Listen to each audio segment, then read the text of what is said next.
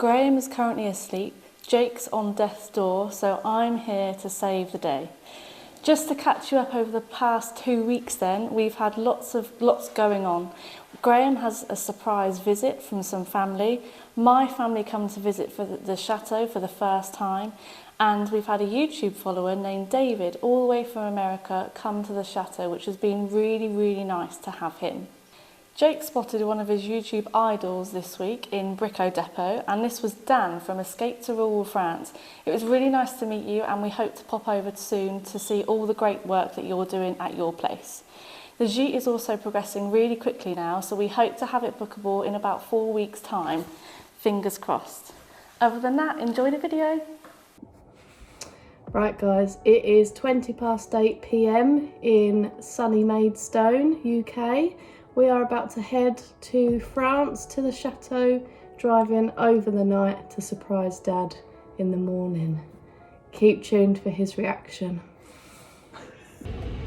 Morning everyone, so it is 6 o'clock in the morning. We have just parked outside the chateau and we're now going to go into Dad's room and wake him up and surprise him. Wish us luck!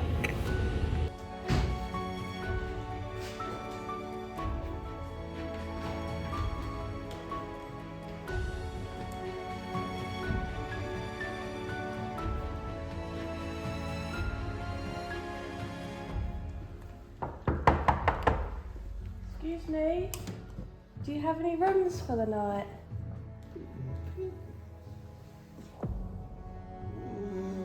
Good morning!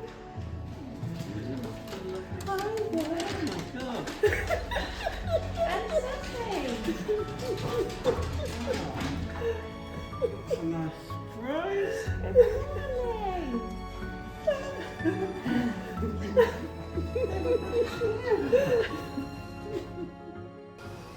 Good morning from a very sunny UK. I just thought I'd let you know that while I'm at home, work has not stopped, and I'm popping over to Jenny's today to finish off our sewing and bunting. So hopefully by the end of that, we will have some very pretty bunting to take back to the chateau. So I'm heading over there now.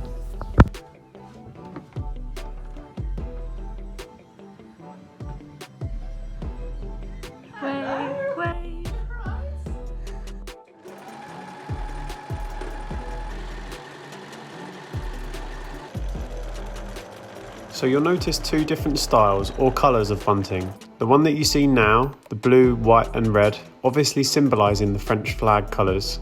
This will be hung up along the chateau wall whenever there is a national celebration or Remembrance Day. The green, yellow, spotty and bicycle patterned one is more specifically for the Tour de France that passes the chateau on July 12th.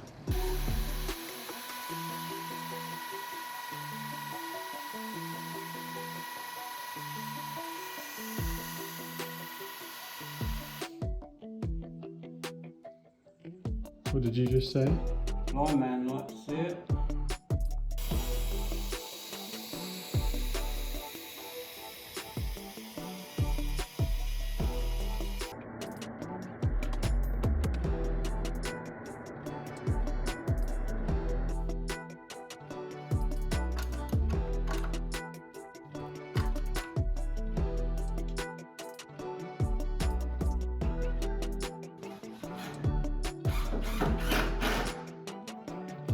So whilst I was working in houses in the UK, I needed some quite long drill bits. This was my longest drill bit that I had used in the UK. Now I'm working in the chateau. This is the kind of drill bit that I need. Upgrade. I believe the saying is, like father, like son.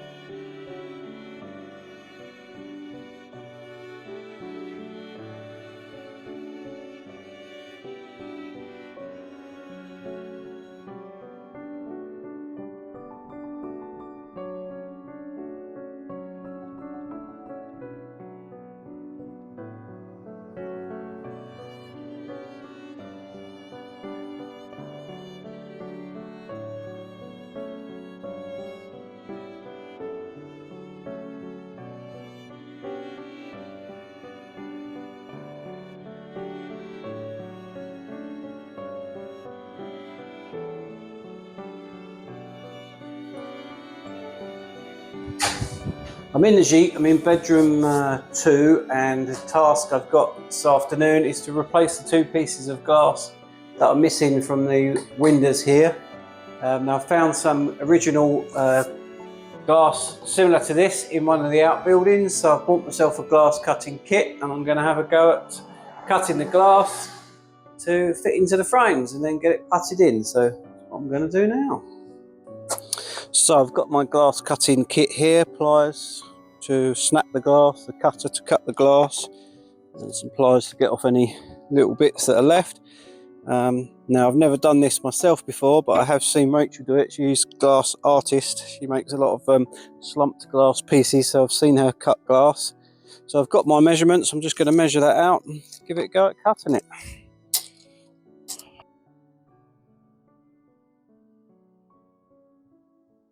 Just going to use this piece of wood as a straight edge.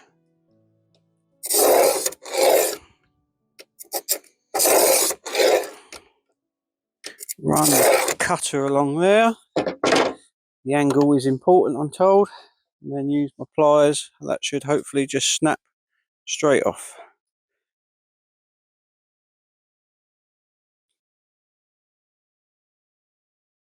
He says.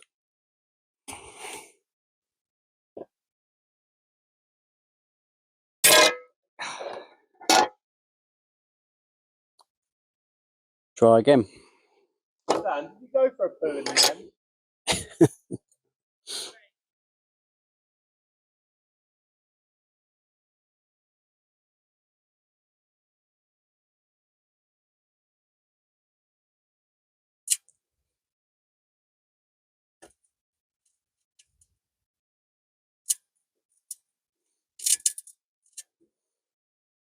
Doesn't seem to want to snap.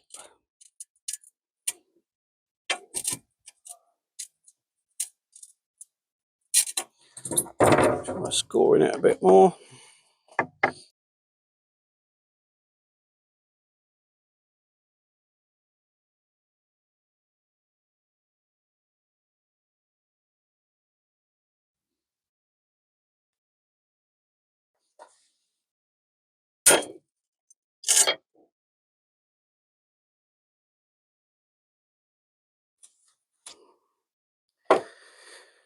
Oh dear.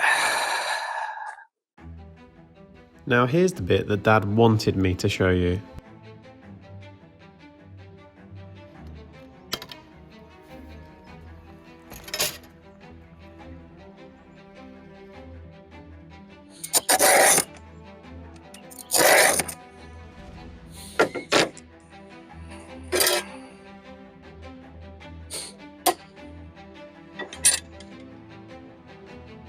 Feel free to make that look like I did it first time, Jake.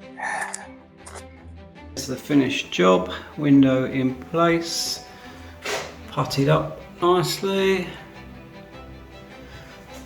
You'd never know. One pane, two. Nicely replaced and puttied up. Good job. Mum and I took on the challenge of making our own curtains for the King Charles room. 3 metres per curtain drop, making it 12 metres in total, made the job not only expensive but also very time consuming.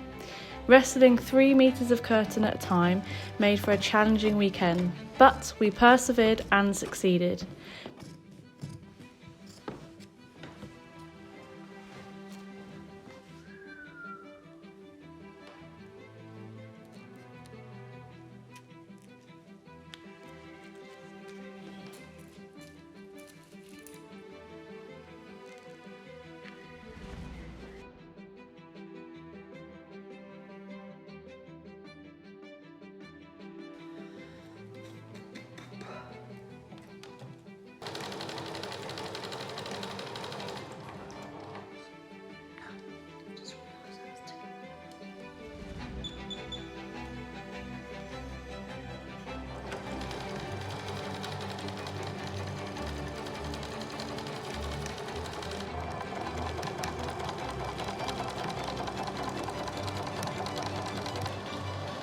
Before we hung each curtain, we sewed the header tape, ruched this, and then added the hooks to hang beautifully.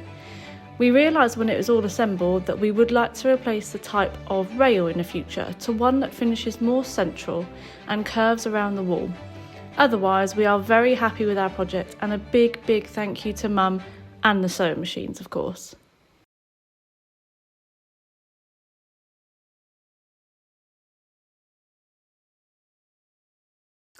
So it's Tuesday morning and I'm going to take you into the Granit room. The reason being is because we've been spending the last few days doing a lot of work in here. Now you may see behind me that it's a little bit messy in this room, and that's because quite a lot of the things that have been moved into here have been moved out from the ensuite, which is where quite a lot of work has been going on over the last few days.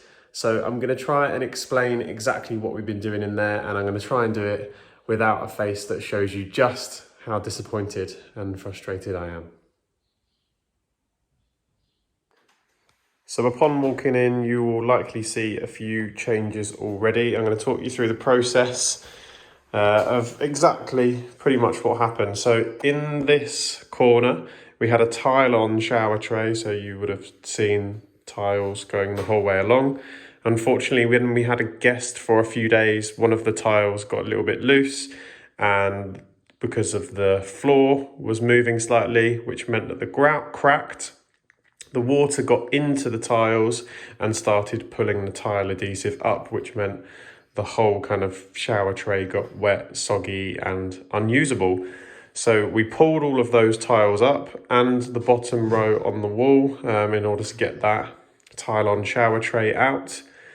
We removed that. We've placed a new ceramic tile tray in, which is much more stable, and retiled towards the wall up here.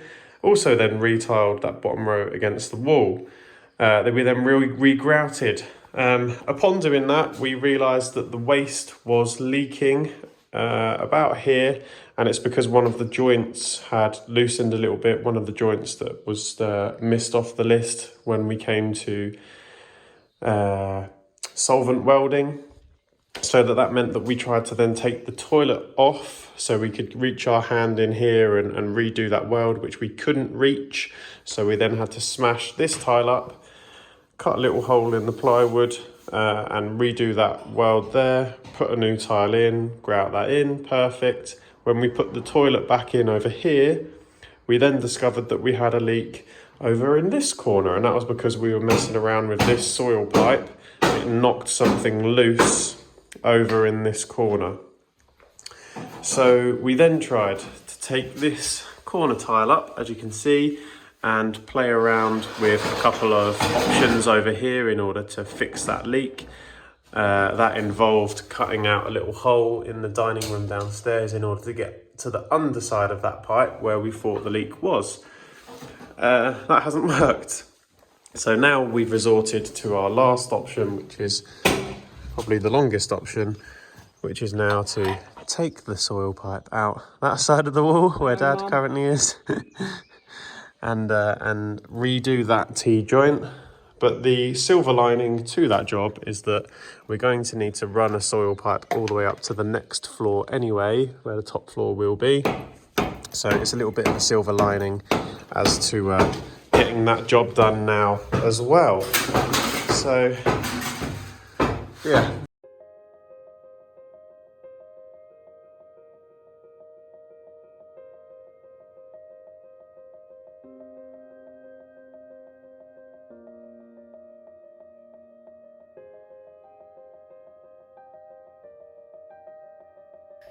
So it's about midday. We've had quite a good morning. We've managed to get all the old plumbing out. All the broken plumbing is now gone, and we've got a new T-piece connected in there with all the services connecting. It's all glued in, so that's good. We're now going to go and have some lunch. Then we need to do the work outside, but currently it's tipping it down. So we'll see what happens.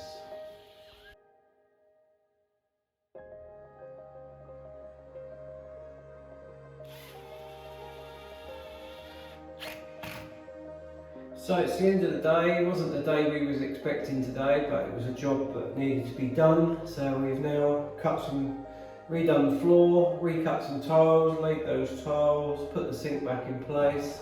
Shower screen is in. So the last thing to do in here is just a bit of grey silicone around the shower tray and the shower screen, and this room is ready to go back into action. So that was our main focus. So yeah, good day, pleased, happy. So Jake's just finishing up inside, doing some final cleaning of the room, and it's stopped raining for a little bit out here, so I'm just going to turn my attention now for the last couple of hours of the day to trying to get this outside connection made. So this is the existing soil pipe which is going down into the cellar. This is our new pipe coming out the wall, so I need a T-piece on here because I want to continue the pipe up for the toilets, which are going to be on the second floor. Then also need to connect this roof down pipe in, and somehow this gutter in pipe in as well. So there's quite a lot going on here. So got my work cut out, but at least if I can make a start and get the toilet connected in and the pipe running up, we've got then the toilet in use. So That's where I'm going to start.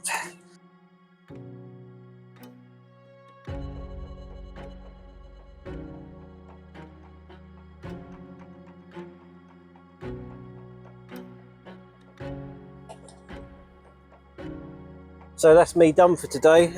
Went fairly smoothly. Got the toilet is now connected on this T-piece here going down into the main sewer.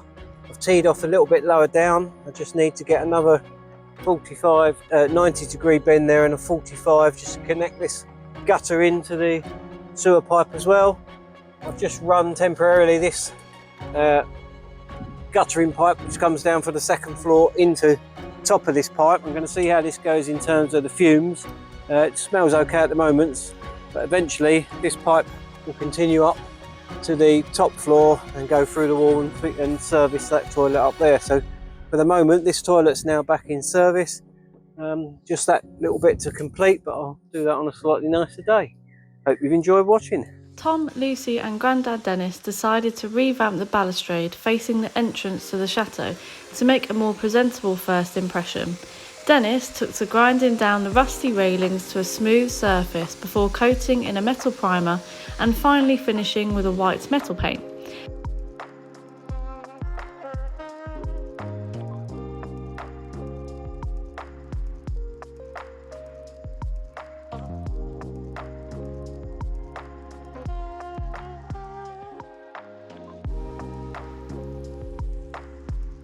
Dad, Ian, then wanted in on the action too and decided the glass roof above needed a good clean and de-mossed.